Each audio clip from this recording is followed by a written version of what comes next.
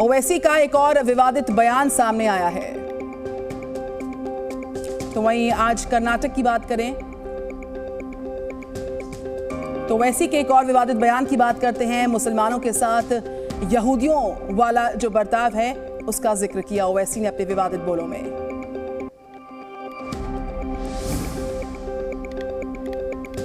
तो वहीं ओवैसी के जर्मनी वाले बयान पर बीजेपी ने किया पलटवार। कहा बाबा साहब आंबेडकर ने भी किया था धर्म के आधार पर आरक्षण का विरोध।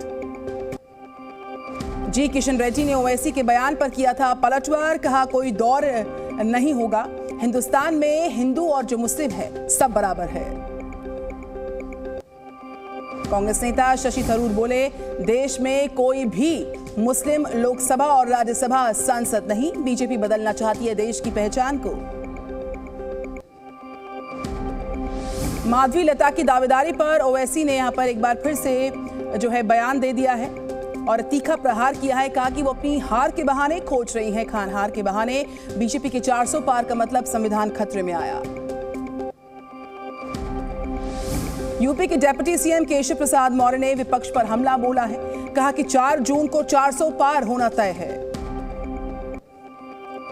हिंदुओं पर आपत्तिजनक बयान देने वाले टीएमसी विधायक हुमायूं कबीर के खिलाफ एक्शन। शक्तिपुर पुलिस स्टेशन में एफआईआर दर्ज। लिखित शिकायत मिलने के बाद पुलिस ने कार्रवाई की।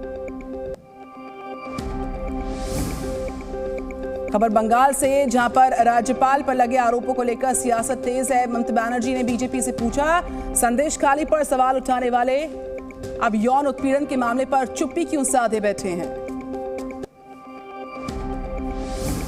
प्रज्वल रेवन्ना के खिलाफ यौन शोषण का एक और मामला। जेडीएस महिला कार्यकर्ता ने रेप करने और फिर वीडियो बनाने के आरोप लगाए हैं। जांच टीम ने दर्ज की एक और एफआईआर। महाराष्ट्र में कांग्रेस नेता राहुल गांधी का बड़ा ऐलान। कहा किसानों की कर्ज माफी के लिए बनेगा कमीशन, महिलाओं को देंगे 1 लाख सालाना। पाकिस्तान में राहुल गांधी की तारीफ होने पर असम के मुख्यमंत्री ने कसा तंज। कहा कि अगर राहुल पाकिस्तान में चुनाव लड़ते हैं तो वहां पर बीजेपी उन्हें नहीं हरा पाएगी। फवाद चौधरी के बयान को लेकर सीएम योगी का कांग्रेस पर निशाना। बोले राहुल गांधी को प्रोजेक्ट कर रहा पाकिस्तान, कांग्रेस कहा देश के दुश्मनों के साथ। मथुरा वृंदावन को लेकर विपक्ष पर योगी का करारा प्रहार। बोले हम नारे लगाते थे तो कांग्रेस और समाजवादी पार्टी हम पर हंसती थी, लेकिन हमने अयोध्या बनाकर फिर से आस्था को सम्मान दे दिया। सीएम योगी आदित्यनाथ ने विपक्ष पर हमला बोला है। पिछली सरकारों में सरेआम होते थे दंगे, बीजेपी ने कश्मीर से धारा 370 हटाई है। आगरा में डिप्टी सीएम ब्रजेश पाठक ने बीजेपी प्रत्याशी के लिए जनसभा को आयोजित किया। कहा कि विपक्षी पार्टियां सिर्फ अपने परिवारों को कर रही मजबूत। आज मध्य प्रदेश जाएंगे सीएम योगी आदित्यनाथ। गुना में बीजेपी प्रत्याशी ज्योतिरादित्य सिंधिया के लिए प्रचार करेंगे। फर्रुखाबाद कन्नौज में भी उन्हें वोट मांगे जाएंगे। अखिलेश यादव आज फिरोजाबाद में करेंगे जनसभा। शिवपाल यादव भी रहेंगे साथ। समाजवादी पार्टी के प्रत्याशी के लिए मांगे जाएंगे वोट। बीएसपी सुप्रीमो मायावती आज आगरा में करेंगी जनसभा। बीएसपी प्रत्याशी के लिए मांगेंगी वोट।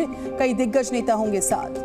हिंदुत्व को लेकर बिहार के पूर्व डिप्टी सीएम तेजस्वी यादव का बीजेपी पर प्रहार। कहा खतरे में धर्म नहीं, युवा महिला उद्योग धंधे खतरे में आए हैं। शिवसेना में शामिल हुए संजय निरुपम सीएम शिंदे ने पार्टी में शामिल करवाया। संजय ने कुछ दिन पहले ही छोड़ी थी कांग्रेस पार्टी। आगरा के फतेहाबाद में प्रियंका गांधी ने किया रोड शो। कांग्रेस प्रत्याशी के लिए वोट मांगे।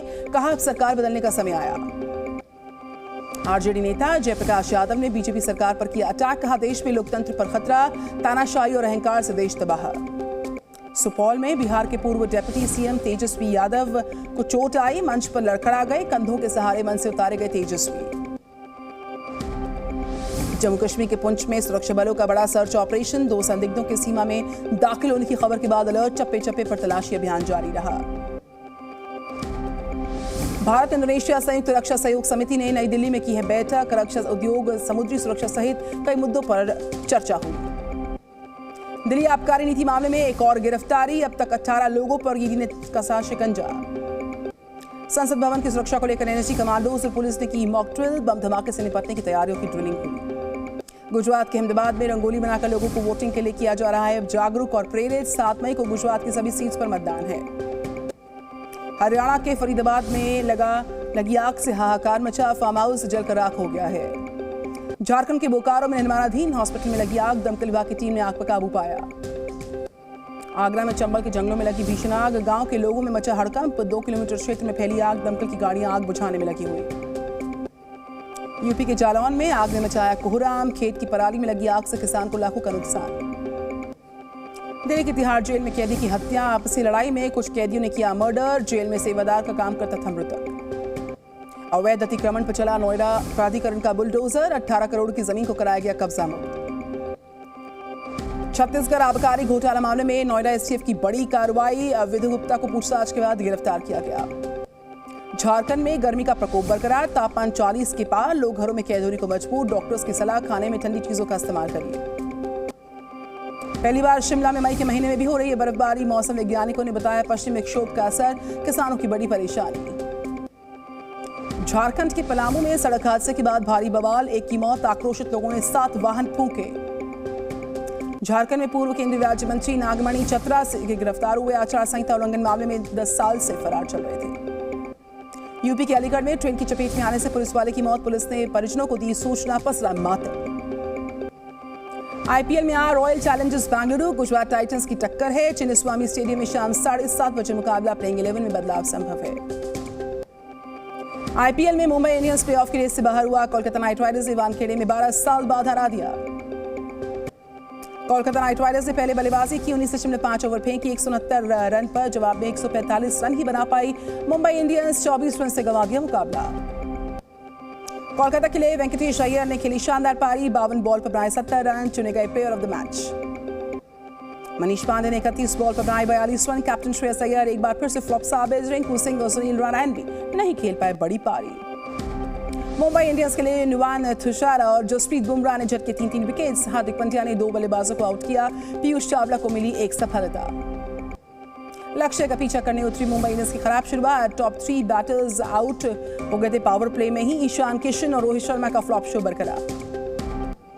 मुंबई इंडियंस के लिए सूर्य कुमार यादव ने खेली आतिशी पारी, 35 रन का सामना किया, 56 रन की पारी खेली, तिलक वर्मा 4 रन बनाकर आउट हुए हैं।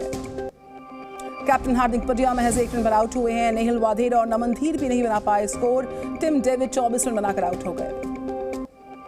कोलकाता के लिए मिशेल स्टार्क ने जबकि 4 विकेट, सुनील नारायण और वरुण चक्रवर्ती को मिले 2-2 विकेट। अंक तालिका में राजस्थान रॉयल्स टॉप पर बरकरार, 14 अंकों के साथ, नंबर 2 पर कोलकाता नाइट राइडर्स, टॉप 4 में कोलकाता और हैदराबाद भी शामिल।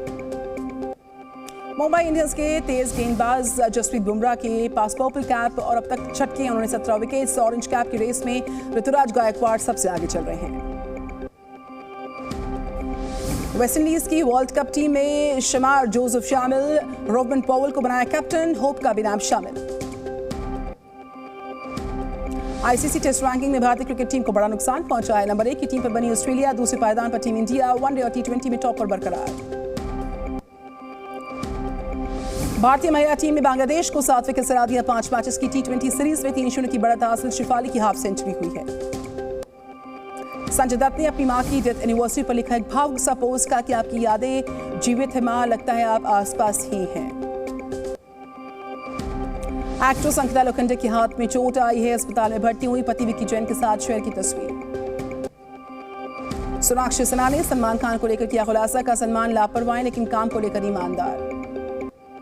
अडानी ग्रीन एनर्जी का चौथी तिमाही में मुनाफा 39% घटकर 310 करोड़, रेवेन्यू भी 5.74% घटकर 2,806 करोड़ रुपए रहा। पूरे वित्तीय वर्ष में कंपनी का मुनाफा 29% बढ़ा है। गौतम सिंघानिया दोबारा रेमंड्स के मैनेजिंग डायरेक्टर बने, चौथी तिमाही में कंपनी का मुनाफा 18% बढ़कर 229 करोड़ रहा। Zee News।